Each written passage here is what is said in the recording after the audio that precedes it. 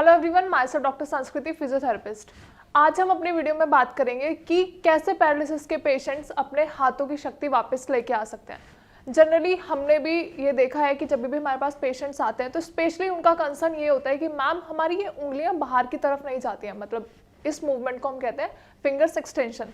मतलब हमारी fingers extended नहीं होती हैं, मतलब हम मुट्ठी या तो बंद नहीं कर पाते, और एट टाइम्स अगर बंद हो भी गई है तो वो इतनी टाइट हो जाती है, इतनी स्पासिसिटी आ जाती है कि वो वापस से फिंगर्स को खोल नहीं पाते हैं।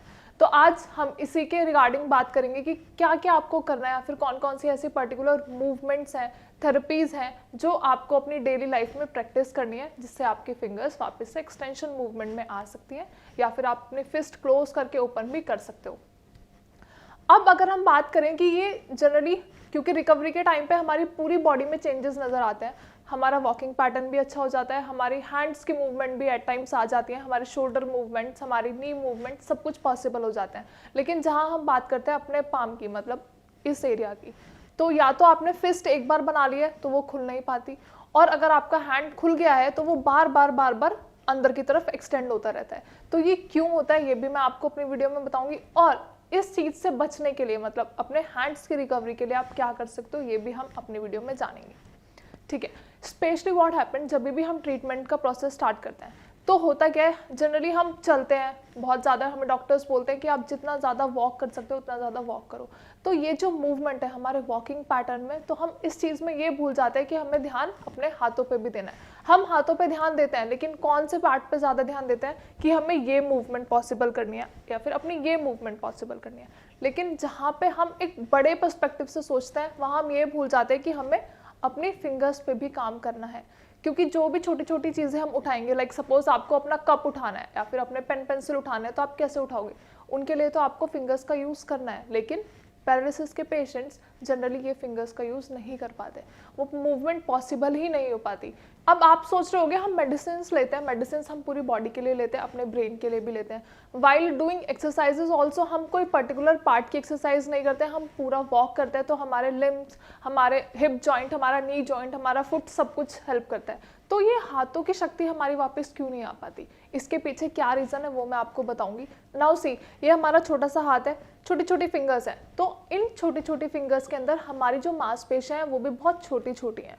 जब इन पे हम ध्यान नहीं देते हैं, इनकी बहुत टाइम तक कोई मूवमेंट नहीं हो पाती है, उसकी वजह से वहाँ पे स्पास्टिसिटी प्रोड्यूस होना स्टार्ट हो जाता है, मसल्स फटीग में पहुंच जाती हैं। और जहां हमारी मसल्स फटीग में गई, मतलब मसल्स में कॉन्ट्रैक्चर्स बनने शुरू हो गए। कॉन्ट्रैक्चर्स मतलब आपकी मसल्स छोटी हो गई। जब भी हम देखते हैं फ्रैक्चर होता है, जितने भी हमारे फ्रैक्चर के केसेस होते हैं, वो प्लास्टर बांध के आपका हाथ यहाँ पे स्टार्ट कर देते हैं, मतलब आपका हाथ एक कांस्टेंट पोजीशन में होता है। तो जब भी आप अपना हाथ वापस खोलते हो तो वो इम्पॉसिबल होती है मूवमेंट इनिशियली करना। क्यों? क्योंकि जब हमारी मसल बहुत टाइम तक काम नहीं करती तो वो वहाँ पे सिकुड़ जाती हैं, जिसे हम कहते हैं छोटी हो जाना। तो जब हमारी मसल्स छोटी हो जाती हैं तो वो बार बार सेम पोजीशन में आती हैं। लाइक सपोज एग्जांपल के तौर पे अगर हम समझे, अभी मैंने स्टार्टिंग में बताया था पैरालिसिस के पेशेंट्स जनरली फिस्ट बना के रखते हैं। अब देखो, लाइक सपोज ये फिस्ट मेरी बनी हुई है, तो ये उंगलियां बार बार बंद क्यों हो रही हैं? क्योंकि जितनी भी हमारी मसल्स हैं वो छोटी हो चुकी हैं। जब हमारी मसल्स छोटी हैं तो वो बार बार हमारी उंगलियों को नीचे की तरफ खींचती हैं। तो ध्यान आपको क्या रखना है, आपको यही ध्यान रखना है कि आपको बार बार अपनी फिंगर्स को पीछे की तरफ एक्सटेंड करना है। जितनी बार आप कर सकते हो, इसके लिए कोई टाइम लिमिट नहीं है, कोई रेपिटेशन लिमिट नहीं है। जितनी बार आप ये प्रैक्टिस कर सकते हो, बस आपको करना क्या है, अपनी सारी फिंगर्स को पीछे की तरफ एक्सटेंड करना है। या फिर आपको एक वुडन बार ले सकते हो जो अपने हैंड में यहाँ पे बांध सकते हो विद एन इलास्टिक बैंड, या फिर कुछ भी आप यहाँ पे जब टाई कर लोगे तो उससे क्या रहेगा, आपका हैंड हमेशा स्ट्रेट रहेगा। एट टाइम्स यहाँ पे बहुत प्रॉब्लम भी हो जाती है क्योंकि पेन एग्रीवेट हो जाता है। तो आपको ये ध्यान रखना है कि आपको अपना पेन नहीं बढ़ाना, रिकवरी हमें करनी है, हमें सारी चीज़ें ग्रेजुअली करनी है, क्योंकि पैरालिसिस के केसेस में हमें रिकवरी बहुत जल्दी देखने को नहीं मिलती। अगर आप सोचो कि आप फिंगर्स डेली एक्सटेंड करोगे तो आपका ये बहुत जल्दी रिकवर हो जाएगा, तो ऐसा नहीं है। या फिर आप वुडन बार्स लगा रहे हो तो बहुत जल्दी आपको रिकवरी मिल जाएगी, ऐसा नहीं है। आपको इन केसेस में पेशेंट रहना पड़ता है, केयरफुल भी रहना पड़ता है, क्योंकि हमें मेंटली हम स्टेबल हो जाते हैं कि ऐसे करने से हमारी फिंगर एक्सटेंड होंगी, और हम बहुत सारे रेपिटेशंस करते रहते हैं। लेकिन आपको रेपिटेशंस करनी है नो डाउट, लेकिन अगर आपको पेन होता है, अगर आपको बहुत ज़्यादा बर्निंग सेंसेशन हो रही है, तो आपको ये चीज़ें वहीं पे रोक देनी है। क्योंकि पेन है कंटिन्यूस और आप कंटिन्यू रिपीटेटिव मूवमेंट्स भी कर रहे हो, उसकी वजह से क्या होगा, आपको फ्रैक्चर होने के चांसेस हो सकते हैं, क्योंकि मसल्स आपकी ऑलरेडी वीक है, आपकी मसल वीक है और आप अपनी फिंगर को पीछे की तरफ पुश करे जा रहे हो। आपकी फिंगर या फिर आपकी मसल्स जनरली इस एरिया की आपको कोई सेंसेशन प्रोवाइड नहीं करती हैं। तो जब आपको कोई सेंसेशन ही नहीं आ रही है, आपको बहुत ज़्यादा पेन पता ही नहीं चल रहा, तो आप अपनी फिंगर बहुत ज़्यादा एक्सटेंड कर सकते हो। उससे क्या होता है, उससे आपका फ्रैक्चर होने के चांसेस होते हैं, क्योंकि हमारी मसल्स वीक है, बहुत टाइम से मूवमेंट नहीं हो रही, तो हमारी बोन्स भी ऑस्टियोपोरोसिस में चली जाती हैं, जिसकी वजह से फ्रैक्चर होने के बहुत ज़्यादा चांसेस होते हैं। ये तो हमने बात की एक सिंपल बेसिक एक्सरसाइज की। अब अगर हम बात करें इसमें आगे और हम क्या क्या एडअप कर सकते हैं, तो आप स्माइली बॉल्स एडअप कर सकते हो। आपने देखा होगा मार्केट में अवेलेबल होती हैं स्माइली बॉल्स। उनको क्या करना है, उनको सिर्फ अपने पाम में रखना है और प्रेस करना है। अब सपोज आपकी फिस्ट बनी हुई है, आप इसे कैसे खोलोगे, तो आपको एक बार तो इनिशिएटिव लेना पड़ेगा कि अपने दूसरे हैंड से, आपका एक हैंड अफेक्टेड है, दूसरे हैंड से आप हेल्प ले सकते हो। और अगर आपके दोनों हैंड्स अफेक्टेड हैं तो आप किसी भी केयर टेकर या फिर आपके थेरेपिस्ट हैं या फिर कोई अटेंडेंट है जो भी आपके साथ है, जो आपका ध्यान रखना है, आप उनकी हेल्प ले सकते हो। आपको सिर्फ अपनी फिंगर्स ओपन करनी है और बॉल को प्लेस कर लेना है।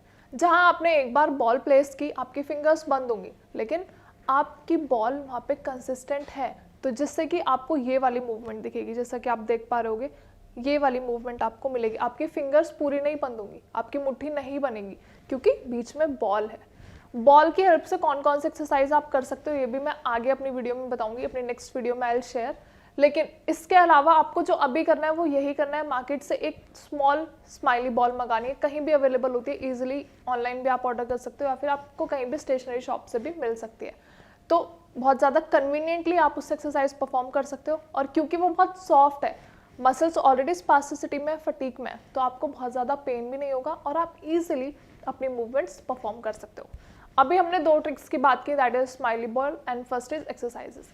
अभी और क्या क्या आप कर सकते हो वो भी मैं आपको बताती हूँ। जनरली आप सेशंस लेते हो, आपके डॉक्टर्स आपको बोलते हैं कि आप फिजियोथेरेपी कराओ, लेकिन जब भी आप फिजियोथेरेपी कराते हो तो आपको ये ध्यान रखना है कि आपके जो भी थेरेपिस्ट हैं वो ज़्यादा से ज़्यादा एक्सरसाइजेस आपकी फिंगर्स की कराएं, क्योंकि बाकी एरिया की जो बाकी आपके ऑर्गन्स हैं, बाकी लिम्स हैं, वहाँ की मूवमेंट हम इजीली गेन कर लेते हैं, रिकवरी प्रोसेस बहुत जल्दी आपको देखने को मिल जाता है। लेकिन जहाँ बात आती है हमारे हाथ की, वहाँ पे कोई भी बहुत जल्दी से ध्यान नहीं देता है। आपके थेरेपिस्ट आएंगे, आपको वॉक कराएंगे, तो आपको ध्यान ये देना है कि वो क्या आपके हैंड्स की एक्सरसाइजेज हो रही है, क्या आपकी पाम की एक्सरसाइज हो रही है, फिंगर्स एक्सटेंशन में जा पा रही है या नहीं। इसके लिए आपको क्या करना है, एक टेक्निक होती है CIMT। अब आप सोचोगे CIMT होता क्या है। CIMT की फुल फॉर्म है कॉन्स्टेंट इंड्यूस्ड मूवमेंट थेरेपी। इसमें क्या होता है, आप जो भी मूवमेंट्स परफॉर्म करते हो, लाइक सपोज आपने एक दिन ऐसे कर लिया, फिर आपने 10 दिन 12 दिन कोई एक्सरसाइज नहीं की, कोई मूवमेंट नहीं की, तो सबसे पहले जो जानना ज़रूरी है वो यही है कि आपको अपनी मूवमेंट्स में रिदमिक रहना है, रिपीटेटिव मूवमेंट्स करनी है। ये नहीं कि आपने आज किया और फिर आपने बहुत सारे स्लॉट्स तक एक्सरसाइज परफॉर्म नहीं करी। तो CIMT के अंडर हम यही प्रैक्टिस करते हैं कि आप जो भी आपके थेरेपिस्ट आते हैं वो जनरली यही प्रैक्टिस करते हैं कि आपकी रिपीटेटिव मूवमेंट्स हो, वेदर फिंगर आपकी एक्सटेंशन में जा रही है, आप मसाज करवा रहे हो किसी पर्टिकुलर एरिया की, या फिर आपके थेरेपिस्ट आपकी मसाज कर रहे हैं पाम की, फिंगर्स की, या फिर आपकी मोबिलिटी इन्हेंसिंग एक्सरसाइजेज हो रही हैं, रिहेबिलिटेशन आपका फिंगर्स का बहुत अच्छे से हो रहा है। तो आपको ये ध्यान रखना है कि जो भी आप कर रहे हो मूवमेंट्स वो आपकी रिपीटेटिव होनी चाहिए, क्योंकि जो भी हम मूवमेंट्स रिपीटेटिव करते हैं उसमें होता क्या है, जनरली हमारा ब्रेन एक्टिव होता है। पैरालिसिस की कंडीशन में जो पहला एक मेन इंपॉर्टेंट रीजन है, that is our brain commands नहीं दे पाता, जिसकी वजह से हमारी मूवमेंट्स पॉसिबल नहीं हो पाती हैं। तो जब आप कोई भी एक पर्टिकुलर मूवमेंट है, अभी तो मैंने फिंगर्स की बात की, हम चलने के लिए क्यों कहते हैं, जनरली हम चलने के लिए इसलिए बोलते हैं क्योंकि जब आप बार बार अपने स्टेप्स बढ़ाओगे तो उससे क्या होगा, बार बार आपके ब्रेन तक सिग्नल पहुंचेगा और आपका ब्रेन रिफ्लेक्स पहुंचाएगा आपके मसल्स तक कि you need to walk like this, मतलब आपको ऐसे वॉक करनी है। उससे क्या हुआ, आपको नहीं पता था पहले कि वॉक कैसे करनी है। पैरालिसिस की कंडीशन में जनरली ऐसा भी होता है कि हमारी मेमोरी बिल्कुल चली जाती है। हम आपको बोलेंगे कि आप वॉक करो तो आपको नहीं समझ आएगा कि हमें क्या करना है। तो जब हम कोई भी मूवमेंट रेपिटेटिव रिदमिक पैटर्न में फॉलो करते हैं तो हमारा ब्रेन भी उसको एक्सेप्ट करना स्टार्ट कर देता है, और जहां आपके ब्रेन ने एक्सेप्ट कर लिया कि आपको ये मूवमेंट्स करनी है, वहां हमारी CIMT की टेक्निक इंड्यूस्ड हो जाती है और मूवमेंट्स हमें देखने को मिल जाती हैं।